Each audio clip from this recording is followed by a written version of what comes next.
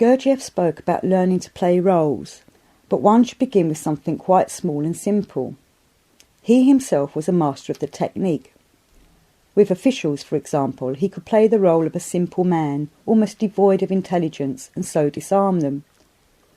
Once, 2 psychologists from England came to the Priory on their way to a conference in Geneva, presumably to get Gurdjieff's views on the various schools.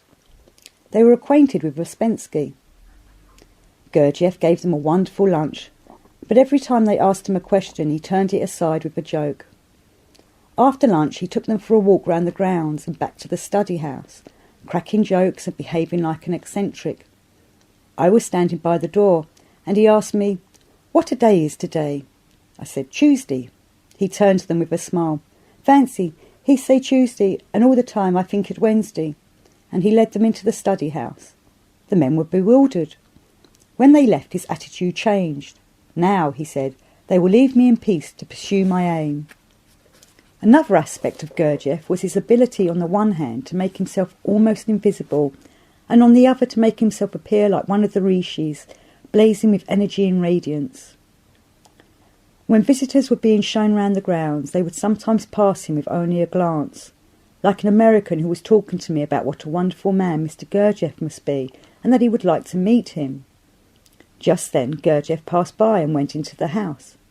"That is Mr. Gurdjieff," I said. "Wall," he replied, "isn't that queer? I spoke to him in the grounds and thought he was the gardener."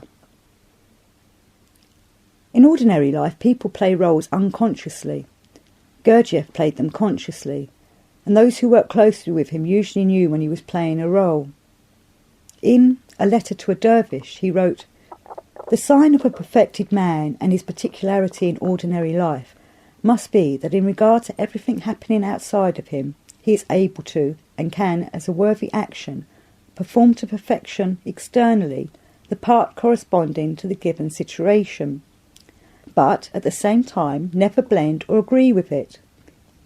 In my youth, I too, as you more or less know, being convinced of the truth of this, worked on myself very much for the purpose of attaining such a blessing as I thought predetermined by heaven, and after enormous efforts and continuous rejection of nearly everything deserved in ordinary life, I finally reached a state when nothing from the outside could really touch me internally, and so far as acting was concerned, I brought myself to such a perfection as was never dreamed of by the learned people of ancient Babylon for the actors on the stage."